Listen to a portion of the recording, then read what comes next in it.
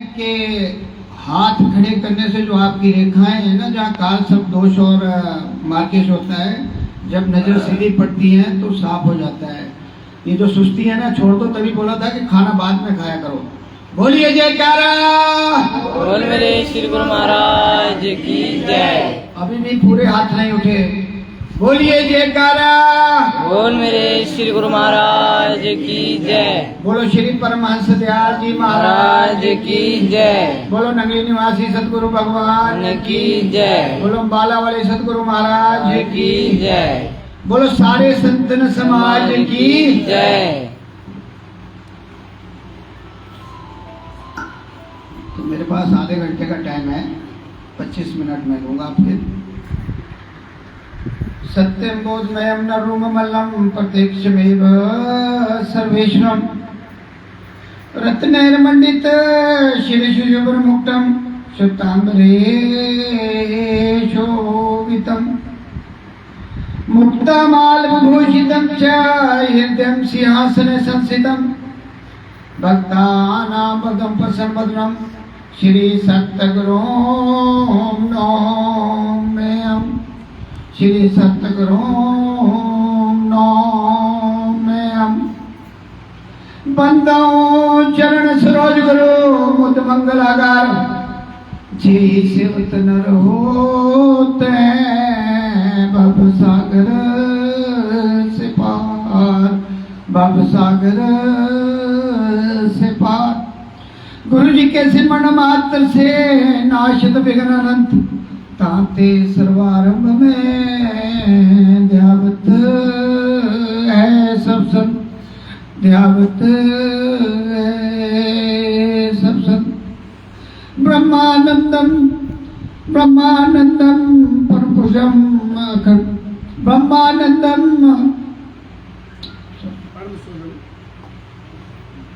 अखंड मंडलाकारं व्याप्तमेन चराचरं तत्पदं दर्शितं येन तस्मै श्री गुरुवे नमः तस्मै श्री गुरुवे नमः।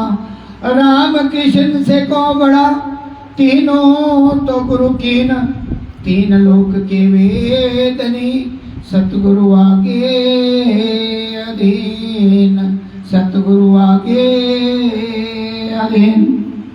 सब धरती कागज करो लेखनी सब राय साथ समुद्र मसी करो गुरु गुण लिखा न जाए गुरु गुण लिखा न जाए।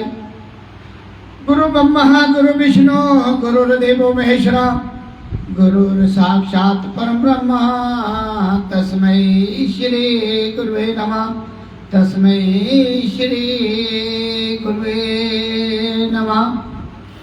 ब्रह्मानंदम परम सुखदम केवलम ज्ञान मूर्ति द्वंद्वातीतं गगन सदृशं तत्त्वमस्यादिलक्ष्यम् एकं नित्यं विमलमचलं सर्वसाक्षीभूतं भावातीतं त्रिगुणरहितं सद्गुरुं तां नमामि सद्गुरुं तां नमामि। तुमेव माता च पिता तुमेव बन्धो च सखा तुमेव विद्या द्रविणं तुमेव सर्वं मम देव देव तुमेव सर्वं मम देव देव। बोलिए जयकारा। बोल मेरे श्री गुरु महाराज की जय। जगत बंदनिया सर्वहितकारी अद्वैत मत के संस्थापक दादा गुरु श्री परमहंस दयाल जी महाराज के चरणों में साष्टांग दंडवत कोटि कोटि प्रणाम। सभी के प्राणधार नित्य सम्राट प्रातः स्मरणीय जगत बंदनीय नगरी निवासी सतगुरु भगवान जी के चरणों में साष्टांग दंडवत कोटि कोटि प्रणाम। अम्बाला वाले सतगुरु महाराज के चरणों में साष्टांग दंडवत कोटि कोटि प्रणाम। सारे संतन समाज को मेरा साष्टांग दंडवत कोटि कोटि प्रणाम। और हमारे बीच आप सभी जानते हैं कि काफ़ी समय से आप सभी के चेते कई बार हमारे जीवन में जो उथल पुथल चलती हैं, उतार चढ़ाव आते हैं, ये सारा खेल गुरु महाराज जी का होता है। और हमें जहाँ हम हैं हमें वहीं रहना चाहिए, और जो इस नियमों का पालन करेगा इस मार्ग में वही आगे बढ़ता है। तो मैं सभी हमारे बीच में आए महात्मा लोग चरणों में सादर प्रणाम करते हुए, आज हमारे छोटी मुन्नी पूनम का बर्थडे है, उसके सिलसिले में आज गुरु महाराज जी का जो गुणगान हो रहा है, तो कहते हैं गुरबानी में कि पिछले जन्म शुद्ध कर्म अंकुर जब प्रगट्यो, तब जाके ऐसा संगम बनता है, ऐसा प्रयाग बनता है, बहाना कुछ भी लगता है। तो मैं इस बच्ची को गुरु महाराज जी की तरफ से बहुत बहुत शुभकामनाएं कि गुरु महाराज हमेशा ऐसा ही प्यार, ऐसा ही प्रेम बना रखें, और जो भी जीवन में आवश्यकता हो, नाम के साथ जो संसारिक बंधन हमारे चलते हैं उसमें भी गुरु महाराज जी कृपा करें और जीवन को सफल बनाएं। क्योंकि कलयुग में ऐसा संगम बनना बड़ा कठिन है, और बाकी जगह सभी तैयार हो जाते हैं, क्योंकि काल ने ऐसा प्रबंध किया हुआ है कि सत्संग में नहीं जाना है, महापुरुषों की चरण में नहीं जाना है, और अगर वहाँ जाते हैं तो वहाँ कोई ऐसा विरोधाभास पैदा करना है कि ताकि मेल ही ना हो सके। हर किसी जो भी इस मार्ग में आगे बढ़ना चाहता है, उसमें देखा है कि कुछ ना कुछ, कहीं ना कहीं, चाहे वो कितना ही परिपक्व क्यों ना हो, ये जो बंधन डलता है ये काल का ही एक स्वरूप होता है। तो हमें ये जो सत्संग की घड़ियाँ मिलती हैं उसे ये सीख लेनी है कि जो आपको नाम दिया गया है कि सांस ऊपर को जाती है गुरु महाराज जी और नीचे को जाती है तो अहंकार, हमारा जो अहम, जो मैं और मेरी है, जो द्वैत भाव हमारे में है, जिसके कारण हम दूसरे को देख ही नहीं पाते। और इन भावनाओं को छोड़कर हमें नाम रूपी जो पार्समनी मिली है उसका अभ्यास करना है। कौन क्या कर रहा है, क्यों कर रहा है, क्या और क्यों के जो हमारे द्वंद्व चले होते हैं अंदर, मन के द्वंद्व, काम क्रोध लोभ अहंकार के बीच में हम फंसे रहते हैं, उनसे बाहर आना है अगर इस मार्ग में चलना है। क्योंकि ये मार्ग निम्नता का है, झुकने का है। जो पेड़, जिस पेड़ में फल लगते हैं वो कितना झुका होता है, और जो पेड़ सूखा होता है वो कितना खड़ा रहता है और बाद में काम भी नहीं आता। तो हमें क्या बनना है कि एक फलदार पेड़ बनना है, और उसके लिए हमें अभ्यास की जरूरत है। तन मन धन से गुरु महाराज जी की चरण शरण लेने की जरूरत है।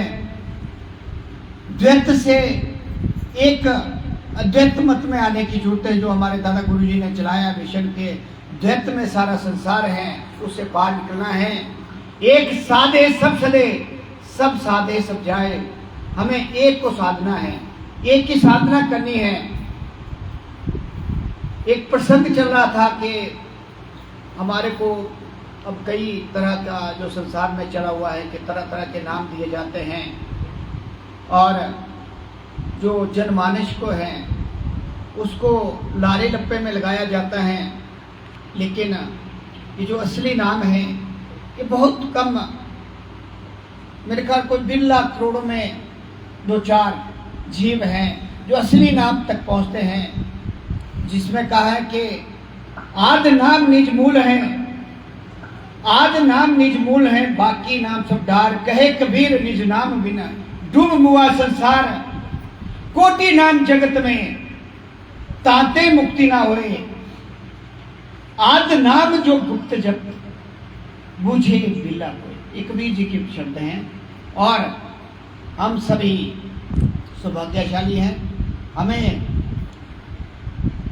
नगली निवासी भगवान जी ने अपनी चरण शरण में लिया हुआ है, जो पिता परमेश्वर के रूप में संसार में आए। भगवान इन्हीं को कहा गया। बाकी मेरे ख्याल जितना भी आज तक मेरा एक्सपीरियंस है, किसी को भगवान नहीं कहा गया है। महापुरुष कहते हैं, सतपुरुष कहते हैं और कई चीज़ें कहते हैं, लेकिन भगवान, हमारे नगली निवासी भगवान को ही कहा गया है। क्यों कहा गया है? इसके पीछे बहुत सी इनके जो रूप दर्शन में गाथाएं हैं और प्रैक्टिकल भी हैं।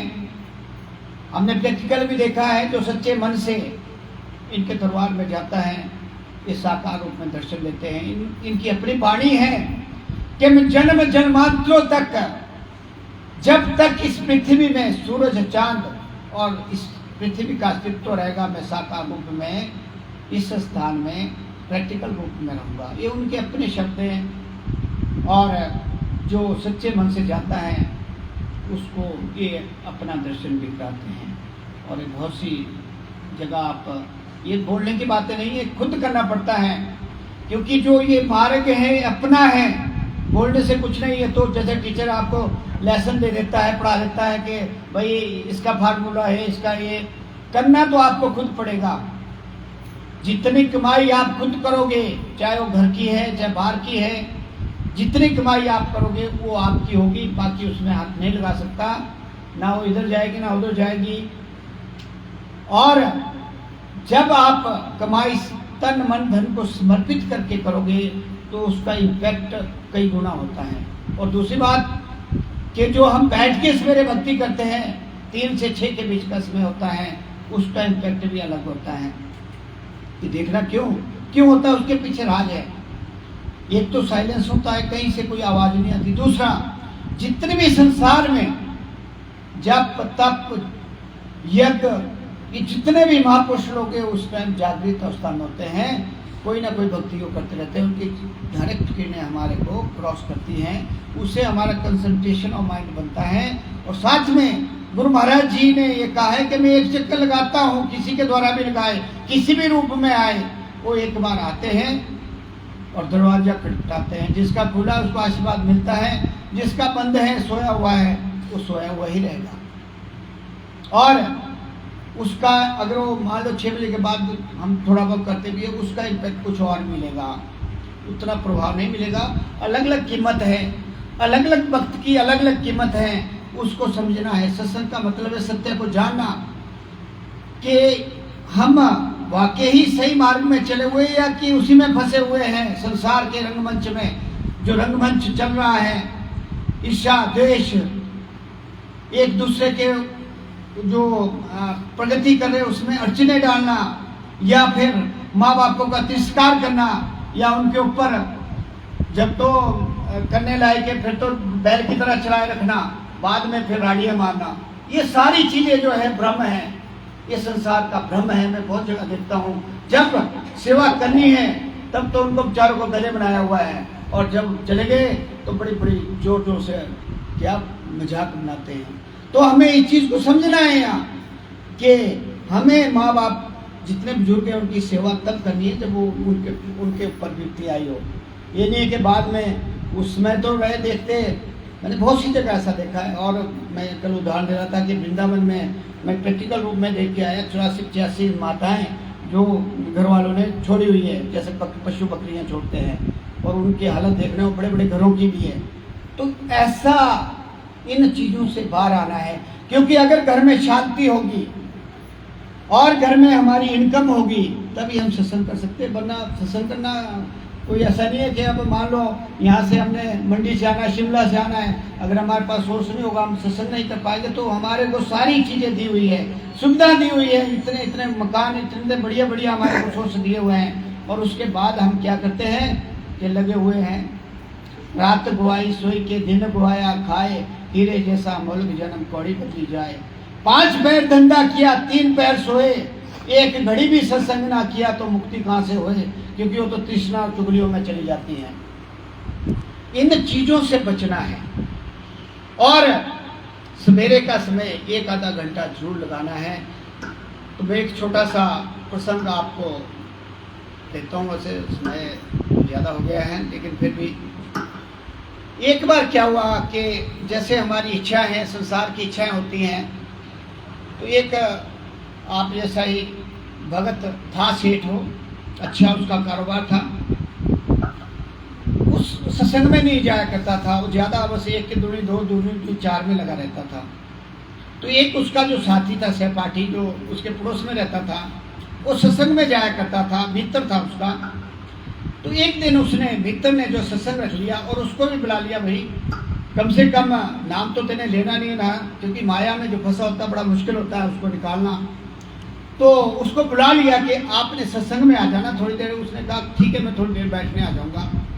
तो जब सत्संग चल रहा था तो वहाँ पार्स की बात चली कि जो जिसके पास पार्स होता है, पार्स से लोहा सोना बन जाता है।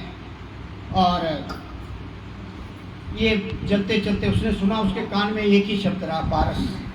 ये पारस जो महात्मा ने कहा कि कोई पारस इसके पास होता है तो उससे क्या होगा, सोना होगा। तो उसके मन में विचार आया कि अगर मेरे पास पारस हो जाए तो मैं सारे जितना भी संसार का वो क्या लोहा है उसको सोने में परिवर्तित करके मैं सारे संसार का सबसे धनाढ्य बंदा बन जाऊंगा।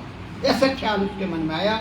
सत्संग खत्म हुआ, चला गया घर में, और इसी ख्याल में चलता चलता वह जोहरियों के पास पहुंचा। पहले जितने भी जोहरी उस राज्य में थे सभी के पास गया, लेकिन उसको उसका आंसर नहीं मिला, कहीं से भी उसका नहीं मिला। फिर उसने देखा कि इनके पास तो कुछ नहीं है। तो चलते कहते वहाँ संत महात्माओं ने ये शब्द कहते, क्यों ना उनकी चरण शरण में जाया जाए। तो उसके मन में ख्याल आया, क्योंकि जब ख्याल, एक सोच दुख रास है, एक सोच सुख रास, एक सोच बंधन काटे, एक सोच गले का फांस। ये आपने सोचना है कि मैंने कौन सी सोच रखनी है, सतखंड की रखनी है, पिशाच लोक की रखनी है, या देवलोक की रखनी है, या मृत्यु लोक की रखनी है। ये सोच आपकी अपनी है। और यही आपको भी पॉजिटिव की बात चली हुई थी कि हम सकारात्मक पॉजिटिवनेस जब रखते हैं तो हमारी सोच अच्छी चलती है, और जब हम नेगेटिव में चलते हैं तो हमारी सोच उल्टी तरफ चलती है, वो तीनों की तरफ चलती है, ज़्यादातर तो पिशाच लोक की तरफ और मृत्यु लोक की तरफ चलती हैं। तो उसकी सोच भी ऐसी थी बनी हुई कि मैंने पार्स को प्राप्त करना है, किसी भी हालत में, किसी भी कीमत पर मैंने पार्स को हासिल करना है। तो चला गया और ढूंढने लगा महात्माओं को, बहुत से महात्माओं से मिला, लेकिन किसी के पास भी उसका आंसर नहीं मिला कि पारस कहाँ मिलेगा। तो चलते चलते कहते हैं जब हमारा परिवर्तन होना होता है, जैसे ध्रुव का हुआ, और एक रत्ना का डाकू था, उसका उंगली मार था, उसका परिवर्तन कैसे हुआ। थोड़ी सी बात चेंज, एक शब्द ही चेंज कर देता है जब समझ में आता है। वैसा ही हुआ कि एक महात्मा के पास, जो कि एक जंगल में रहते थे, वहाँ पहुँचे। उन्होंने कहा, उनके पास अपनी गाथा रखी, सारी रोना पीटा उसने कि मेरे को पार्स चाहिए, और किसी भी हालत में मुझे पार्स चाहिए। और मैंने जो है ऐसे ऐसे उसने संत ने बोला कि भाई ये संसार बहुत निम्न है, यहाँ कुछ भी स्थायी नहीं है, ये स्वप्न है। तो मांगता कुछ, तो मांगता भक्ति मांगता, कोई नाम मांगता, तो ये क्या मांग रहा है। उसने कहा जी जो मर्जी दुनिया इधर के उधर हो जाए, मुझे क्यों पार्स चाहिए। तो महात्मा ने खूब उसको समझाने की कोशिश की, काफ़ी, कि फिर समझाया कि संसार किसी का नहीं है, या कोई किसी का नहीं है, और तू करेगा क्या इतना धनट्य बन के।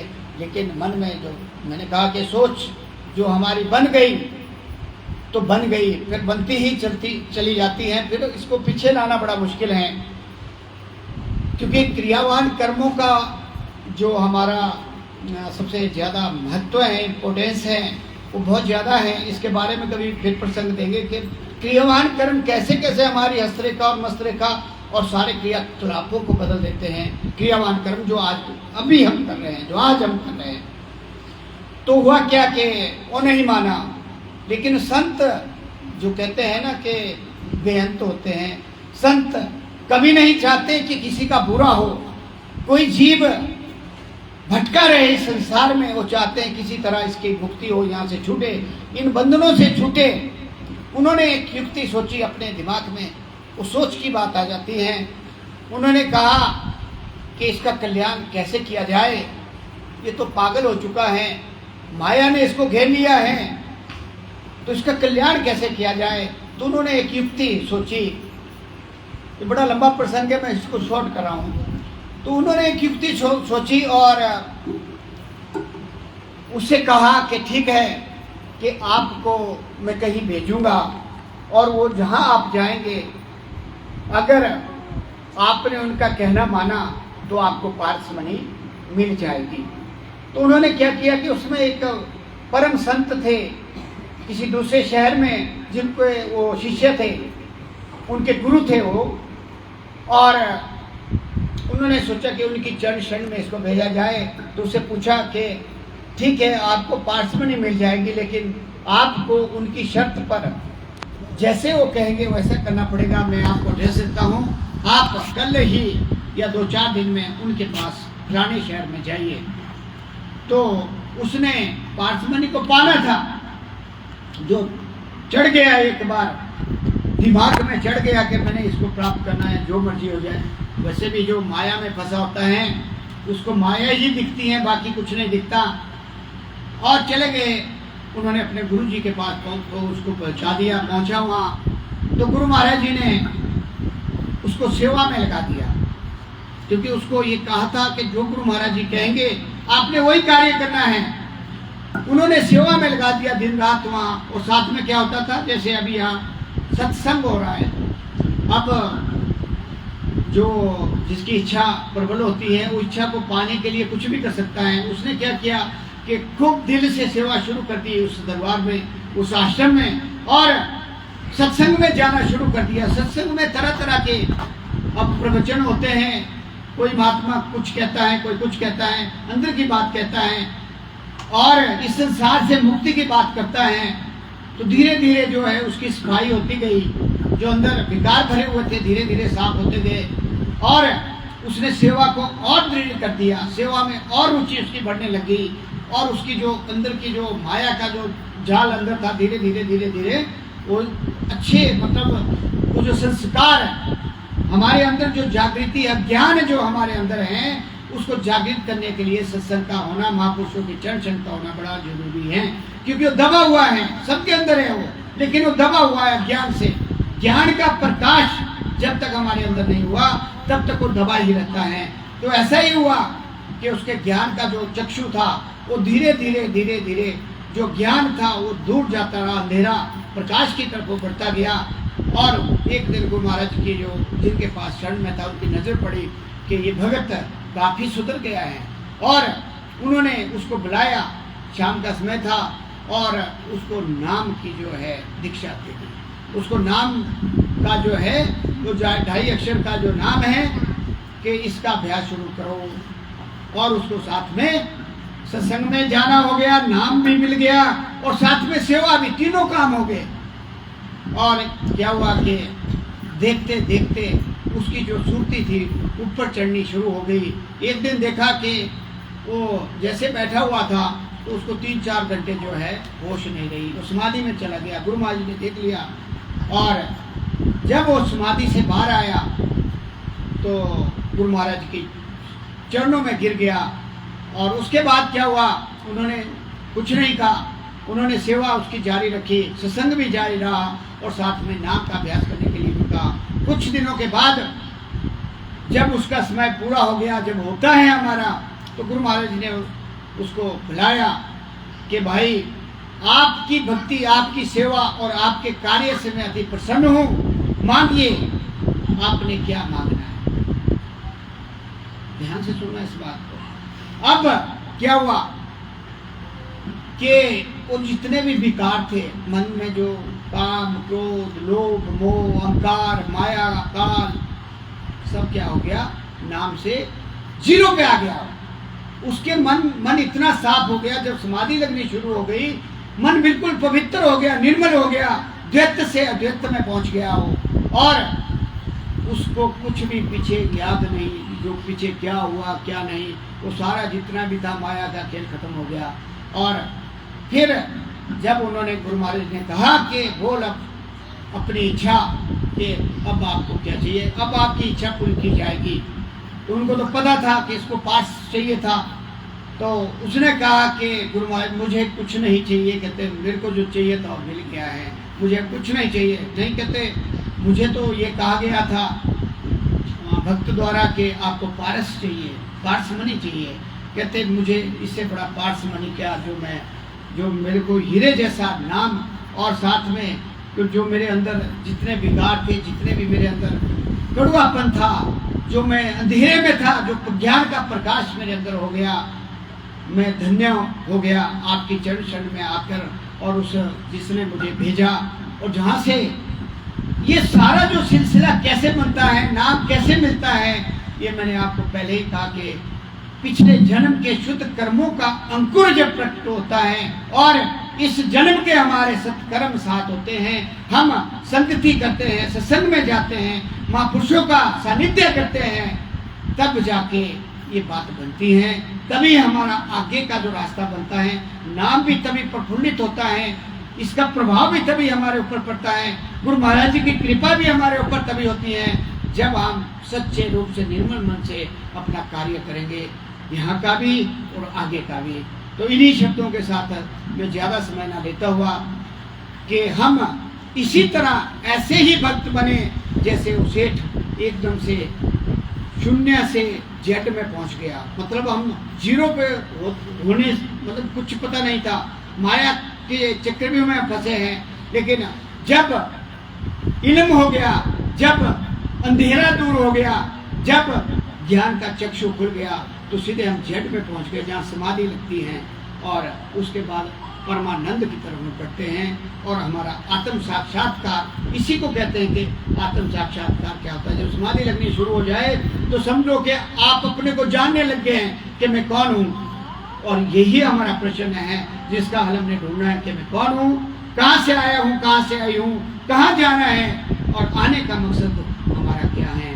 तो इन्हीं शब्दों के साथ आप सभी का धन्यवाद करते हुए कि आपने इतनी देर मुझे सुना, और मैं यही उम्मीद करूँगा जब भी समय मिले अपना समय निकालिए और थोड़ी अपने जो हम संसार के जंजालों में फंसे होते हैं उससे निकल कर अपना एक आधा घंटा गुरु महाराज जी की चरण में लगाएं और अपने इस बहुमूल्य जीवन को, जो गोल्डन अपॉर्चुनिटी मिली है, उसे हम सार्थक बनाएं।